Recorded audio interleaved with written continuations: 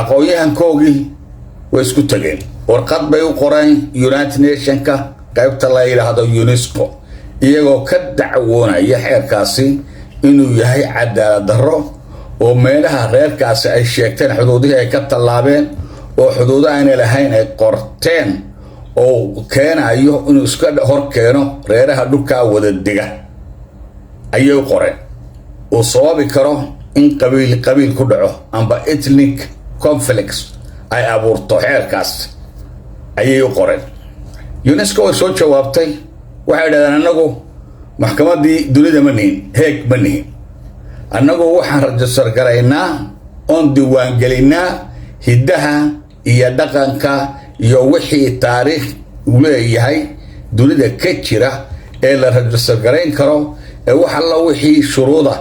ee loo baahnaa sameeya ayaan rajistar garaynaa laakiin annagu maxkamad ma nihin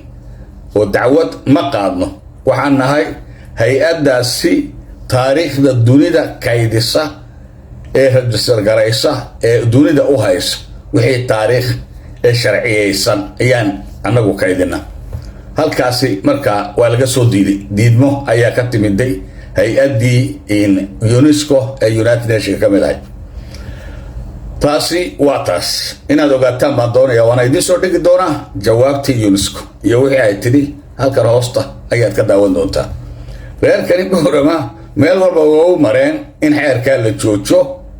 xeerkaa beesha ciise dhibaato ku yahay iyaga laxaw ayuu ku yahay calool xanuun buu keenay maskax xanuun buu keenay wareer buu ku riday marka UNESCO waxay tiri haddaad dacwad qabtaan waxaad tagtaan heeg maxkamadda heeg leedhaa baa laga dacwoodaa halkan lagama dacwoodo halkani waxbaa wixii taariikh dunida ee saxa ayaa la rajistar gareeya ayaa lagu yidhi kelmad kale waxaan ka odhanayaa qaar baa waxay yidhaahdeen rixim goys ayaa tahay haddaad abtiyo tidhaahdo waan goynaya waa rixim goys weeye waa qareen goys waa xumaan weeye may rixim goys annagu ma nihin ciisana ma aha aniguna rixim goys meniya dadka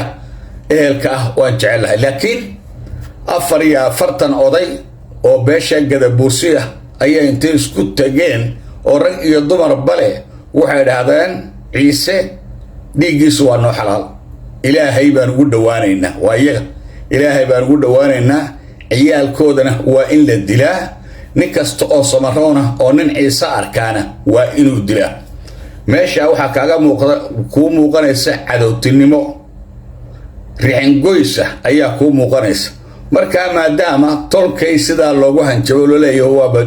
waaba ku janno tagaynaa oo lagu xadiis laga sheegay masaajidka ugu weyn Boorama ayaa lagaga xadiisay in lanagu jihaado ciise in lagu jihaado taas macnaheedu waxa weeyaan annagu ma naan keenin ee waxay ka timiday xaqi kale reer Boorama ayaa keenay marka maadaama meeshaas si dil jiro oo annaga lanagu janno tagaayo oo cibaadada laga dhiganayo dilkiyaga ilaahay loogu dhawaanayo ayaan anagu go'aansanay inaan joojinaba abtinimadaas aan faraha ka qaadno oonaan isticmaalinba oon ogaano halkaasi inay cadowtinimo ka jirto halis ah oo dilkayaga lagu dallacayo jannada lagu tagaayo maadaama ay sidaa tahay waxay noqotay inaan iska fogeyno oon alaabta kala guranno waa kala gurasho anagu markaa annaga dil naguma jiro dilkoodana ma rabno dhiigooduna xalaal nooma aha waa naga xaaraan maadaama aanu fahminahay laakiin iyagu sidaas isku raaceen marka waa reaction weeyaan actionka markaad samayso reaction baa yimaada marka annaga danteedu waxay ku jirtaa inaana waxba naga dhaxayn ama yaraatee inayna waxba reerka naga dhaxayn dantayada ayaa ku jirta sidaa daraaddeed baanu idhi arrinkaas maahan waxaan anagu bilownay ee xaggaas ayay ka timid iyo Boorama ayay ka timid ta kale mid waxaan odhan lahaa beesha ciise great nation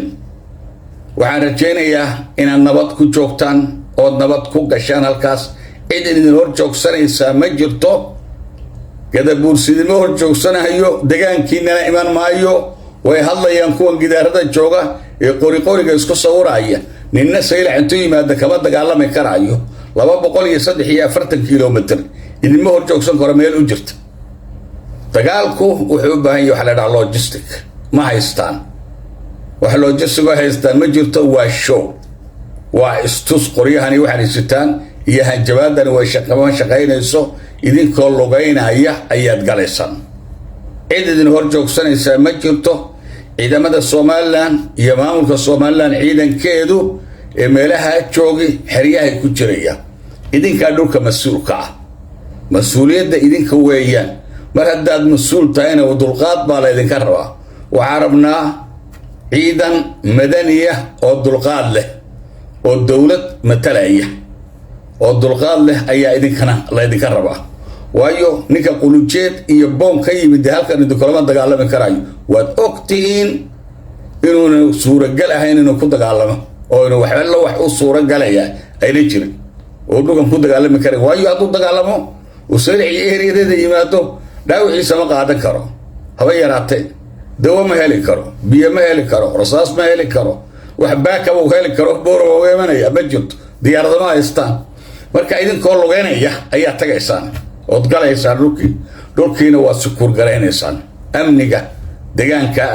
deegaankiina ayaad completely under control ka dhigaysaan taas la idinka rabaa iyo dulqaad fara badan ciidamada Soomaaliland xeryahooda ku jiraan oo degan yihiin waxa la wax khilaafaad oo dhex mari kara ma jiro waxaanu idin rajaynaynaa guul baan idin rajaynaynaa iyo idinka oo soo ugu dhaqso badan dhulkeeni sidoo